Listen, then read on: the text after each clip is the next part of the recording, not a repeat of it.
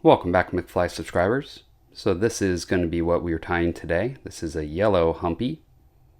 You can tie this in any color.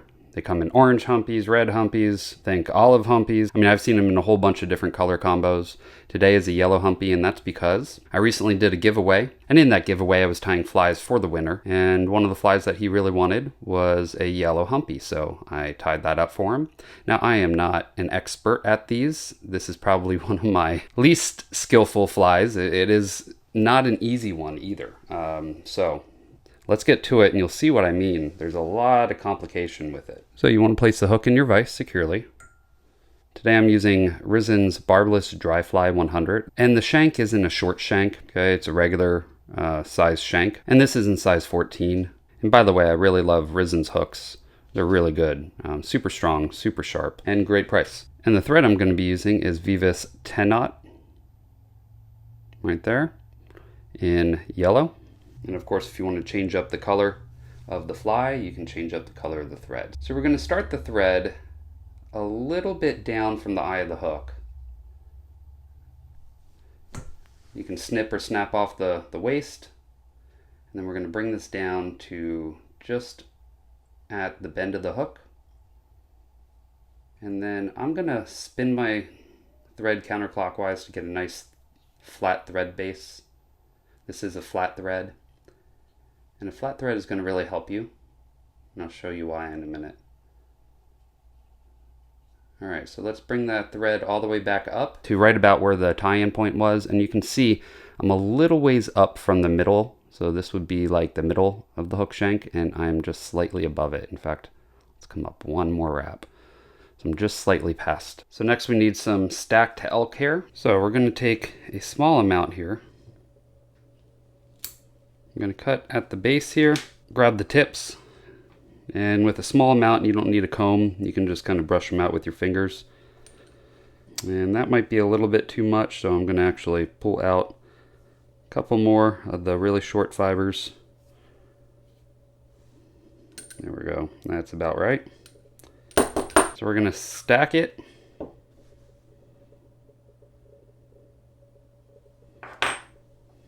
There we go. So now it is stacked. And we're going to measure out a hook shank length. So we'll transfer that measurement to the other fingers. And one little thing I've noticed is I always tend to have this spin on me. So a little tiny drop of super glue is going to hold that and keep this from spinning. So you can see where I'm putting my fingers here, where that measurement is. And I'm giving myself, I'm pulling it back to where the back of the bend is here, because if I was going to measure it to the hook shank length, then here, then I would be really short. So we're coming back this way. So we're going to make 1, 2 wraps, bring everything up on top, and then we can tighten that. Let's go ahead and rotate that. Like I said, it wants to rotate a little bit, tighten a little bit more, and then we can bring this back. And now we want really soft wraps. We do not want to over tighten this because it's going to flare that out. If you do need to give yourself a little bit more length of thread, pinch it and then pull your thread, and that's going to help. Alright, so we're coming back up and we want to keep that directly on top of the hook shank, and you can see that's about a hook shank length for the tail. Pull all this up and get some fine point scissors and cut off close. Could start tying the rest of it, and if you had a smaller fly I would, but I'm going to spin the bobbin counterclockwise here, and then I'm going to come down and just cover up a lot of these wonky thread wraps and really kind of clean up that section a little bit. It'll make things a little easier on the next steps. Next we need more deer hair. Alright, for the next cut we're going to need quite a bit more, because we're doing 2 wings, and as you can see now I've separated both of these out, and those look like about the right size wings. You could do that. And we're going to need some heavier scissors. So these actually cut from a subscriber. Thank you, Justin. These are Fiskars. They're a little bit longer, a little bit bigger, heavier duty. These are great for more small cuts, but I need something a little heavier duty for this size of a cut. Next, we can pull out a little bit of the underfur with our fingers, but we need to pinch tight at the tip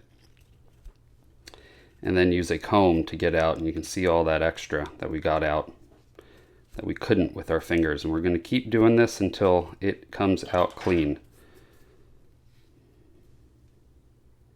I'm going to do a 2-stack method here. And that's because this is not the highest quality elk hair. So I need to make sure that all the fibers are even. All the hair is even length. I'm going to make a couple taps with this. Grab the tip. And now you can see we've got some short fibers. Hopefully you guys can see that, it's in focus, and some long fibers. So I'm going to come back here, I'm going to pinch back here, and then pull out all the stuff that is shorter. And I see a broken tip there, so if you do, go ahead and remove that. Oh, there's another one. There we go. Now there's still some shorter fibers in there, but it's much more even than it was. And so let's go ahead and stack this once more.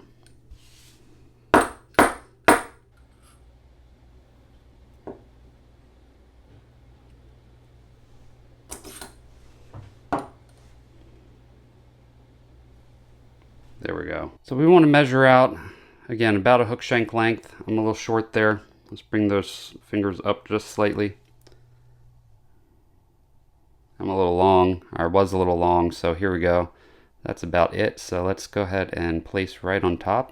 You can see right where the measurement is. We're going to make 2 loose wraps, and then we're going to tighten that. Flare that out. And we're going to make a couple more wraps, tighten. And then we're going to bring this down slightly to get this back just a little bit, but not with a lot of tight wraps. So we're going to come back up, then we're going to leave it like that. We're going to pull everything up like this in the front here, all the tips. We're going to make a couple wraps right in front like a dam to be able to kind of keep those angled upright, and you can see now they are. Push them slightly forward a little bit, get them out of the way, and then we're going to gather all this. And you can see if we had short fibers, this would be really difficult because they would be kind of they would be the same length as that tail. So we really wanted to make sure that all these are longer so we can work with them. Otherwise it would be very difficult. It's still difficult even without. So I'm going to pull this up like so. Keep it flat. I'm going to come back a little bit, make a couple wraps, back. And you can see that that's sitting directly on top, but we've got a couple coming up under, and that's okay because we do need to trim some of this off. Either you've got too little amount of material for the wing or too much for the body. So we're just going to start trimming some off, and I like to trim off the bottom portion. Now you don't want to start doing this if you've already tied all the way back, because then it's going to show. Go ahead and get a little bit more right up under. There we go. That's about the right amount. So we trimmed off maybe about half, maybe a little less than half. Now we're just going to start working this back. And I want to keep this directly on top, as flat as possible, and work our way all the way back down to where the tail is. And if you run out of room, make a couple wraps up, and then you can grab more thread to make it so it's not gonna flare this too much, because you really don't want to flare this. You want nice, soft, even wraps. All right, so now we're at the back where the tail is. I'm gonna make quite a few wraps here to really hold it, since we're not doing tight wraps. We can come forward a little bit. All right. Now I'm going to spin my bobbin here counterclockwise. And what that's going to do is flatten out this thread, because we need to cover this entire body. and really get this to be a nice, even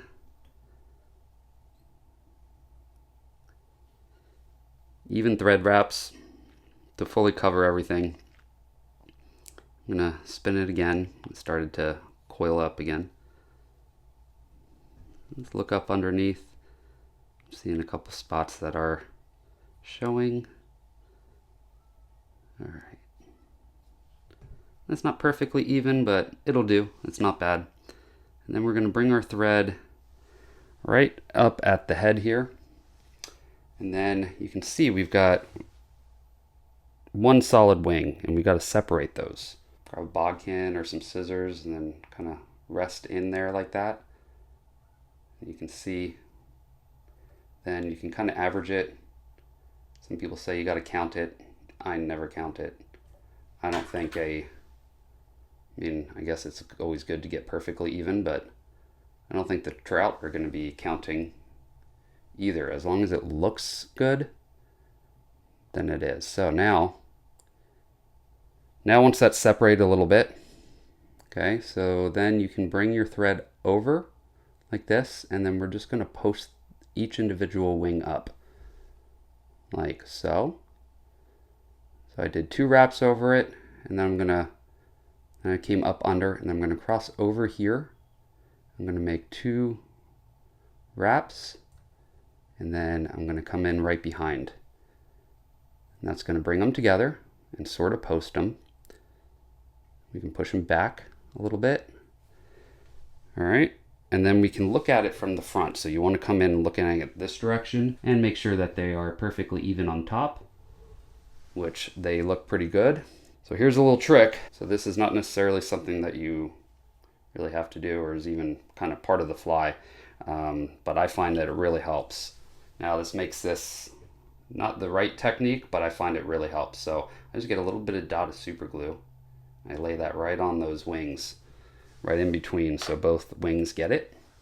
And so now, let's give myself a little bit of thread, and I can now start going the opposite direction. I'm going the opposite direction now with my wrap, and I'm just posting that up. There we go. Make 2 wraps to hold it, and then we're going to come in. We're going to post a little bit more on this one to really bring these together. And I find that and then we can come in behind like that. Now they're not perfectly even, but we can adjust that.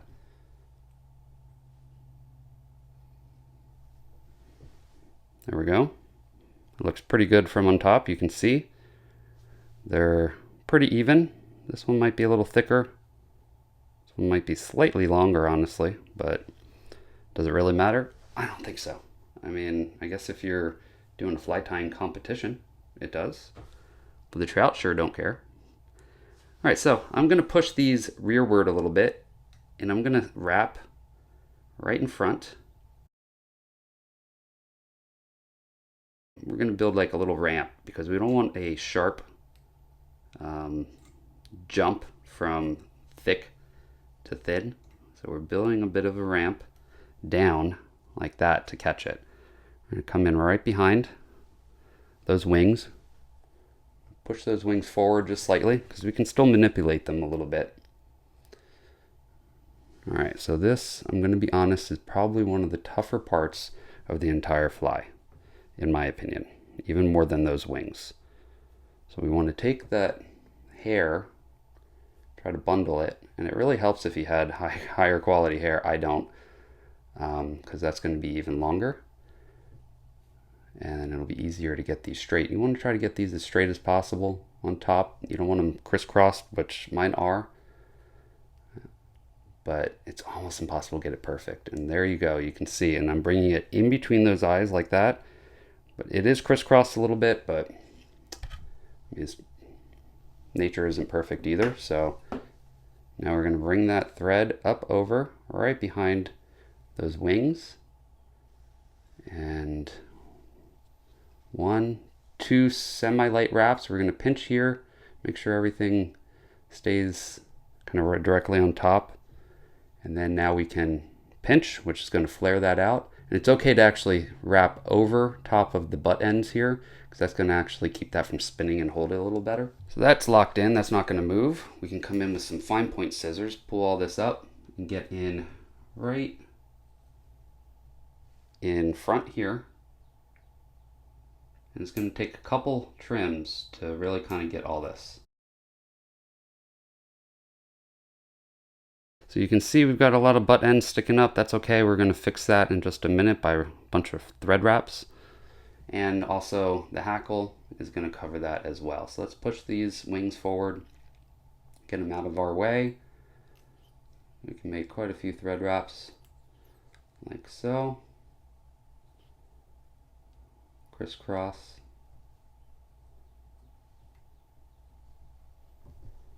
And then let's look at that all around. That body looks pretty good. It's sticking down a little further on this side than this side, but overall, that's pretty good. We might be able to rotate that a little bit. That's okay. Next, I've got some hackle here. We're going to want to find a size 14 hackle. I've got this little gauge here. You can see that that comes out to right at 14, so that one's perfect. So we're going to need a brown and a grizzly. And of course you could do just brown or just grizzly or any other color if you want. Depends on what you're looking to do. And that one's a little big. See if we can find one a little bit smaller. It's a little too small. There we go. And there's a 14. So I'm going to take these two hackle feathers. I'm going to trim the tips off. And then we will strip off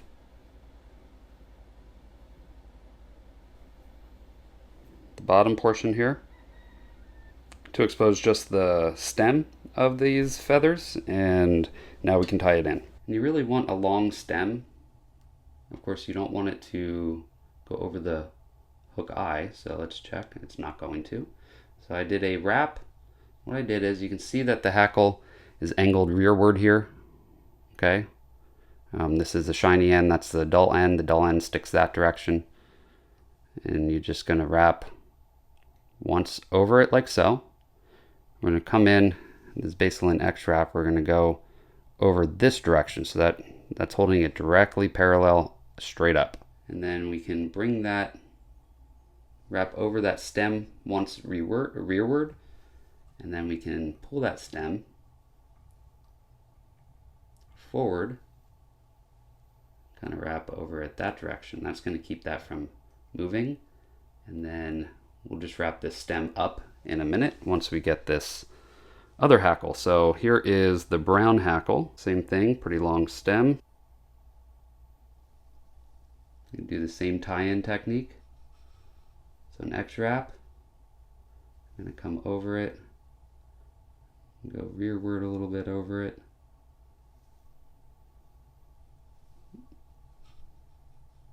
Like so. Pull that forward. We're going to make two wraps like so, and then we're going to bring this up. We actually have to trim those just slightly. Those stems are just a little bit long. We don't want them over the hook eye. We're going to pull the wing back like so, and we'll just wrap over it like that.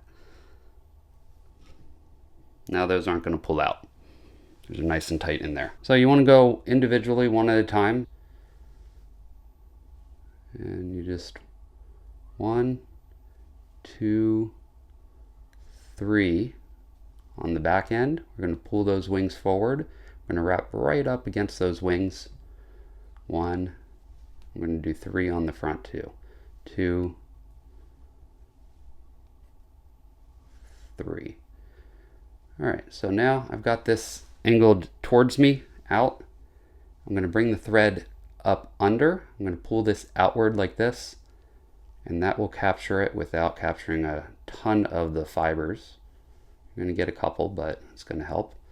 So I made a wrap under it. I'm going to make a wrap over it like so, and then we can pull it down and over it once more that direction. Let's go ahead and remove that. So you want to look around and see if there's any errant fibers that are going to end up sticking out over the eye. It looks like it's a little bit thick right there. So let's get those out of the way. And then you can use a little trick. You can use your thumbnail to kind of push all those rearward a little bit. There we go. Next, now we're going to do the grizzly hackle. And there's no order here. I go with the one that's further back. Let's push those wings forward because they're getting in the way. 1, 2. Then we're going to, might have only gotten 2 on that one. So 1. We'll get 3 on the front. 2, 3. All right, so again, towards you, capture that, and then pull it backward like that, and over it, pull everything back, make a wrap over, and then back a wrap under, like so. Pull everything rearward if you can. Sorry, my fingers are in the way. Making 2 wraps there to just kind of hold everything. We'll trim that hackle off as close as we can. And by the way, it really helps to have super fine point scissors. These are about the finest point scissors I've ever had. These are made by Risen Fly. That's upside down, but you get the point. Risen Fly. Mitten scissors, they're spring loaded, but the tip is just super fine. You can see, I mean, that's really fine tip. I mean, as opposed to, now these aren't really for fly time, but you can see the size of that tip. It's huge. So that's just not going to get in as fine. Now I've got a little thing here that I can rest my thread on. So now I can use 2 hands to whip finish. It's really helpful with these Renzetti vices. So I'm making 1, 2, 3, make a 4-turn whip finish. Because having a little head on there actually kind of benefits the fly a little bit. So we'll use the whip finish to make the head. And there we go. That is tied. That is finished. There is the finished yellow humpy. But I am not done because I really want to make sure that this won't come undone. I'm going to cement the head, and I really like this stuff. This is Solarez UV Cure Resin. It's the ultra thin. This stuff comes with a little paintbrush. It's a fine point paintbrush. And so it allows you to get in. And we're just going to make a little dot. And another reason why I like this, not only does it really secure the whip finish well, makes that head a little bit glossy. It almost looks like the head of a bug. So wiped it on there. Now we're going to cure with the UV light. And that quick, and it is ready. You can see that head is a little bit glossy, a little bit shiny. It just kind of, I think, adds to this fly. We can adjust those wings, and you know, by the way, you can make those wings a little longer if you want. I like them a little shorter. I mean, they're not much longer than the hackle, but you can definitely make them longer. It's not perfectly tied, I'm going to be honest. I am not, professional when it comes to these. I've got some other flies that I'm pretty good at, but this is one of the harder ones for me. I've got an errant fiber there that I just don't like. Boom. There, get rid of that. I probably should have brought this back just slightly more right here. Okay, so right there, I can see a little bit of thread wrap behind the body, and it should have went right back to the start of the tail, but that's okay. I mean, fish aren't going to really see it. They're not going to care. They're still going to eat this fly. But if you want to get it perfect, I probably should have brought this back. So just so you know, when you're tying your fly, you really do want a longer shank hook with this because there's so much going on. These are fairly long shanks, these Risen hooks, the Barbless 100. At least they're not a short shank hook. Okay, so these are pretty good for this. If you can find something a little longer, I mean, great. Make it easier for yourself. But I like these. I think it comes out nice and compact and makes it look a little bit more natural and a little nicer, but a longer one would make it easier to start on. So just keep that in mind. And by the way, I am sponsored by Risen Fly. They made the hooks and the scissors I use today, but they also sell rods and reels and a whole bunch of really great stuff for fly fishing at a super reasonable price. In fact, their prices are absolutely insane in my opinion. For the quality that they have, everything that they have is such high quality. You're just not going to find that high quality anywhere for that price. So definitely check them out. But even on top of their good prices already, they're offering all of you a discount just for being my subscriber. Really love working with them. You know, not many places are willing to offer all of you a discount. They offer me a discount, but not you guys. And that's something I'm really happy that Risen did. So go to www.risenfly.com and type in McFly at checkout for 15% off of your first order with them. Just load up your cart. Pretty much anything in their shop is going to be 15% off. Just really makes everything really reasonable. For instance, these hooks, I believe they're around $4.50 to $5 and you get 25 of them. And for the quality of the hooks, I mean, you're just not going to find something that good of quality at that price anywhere.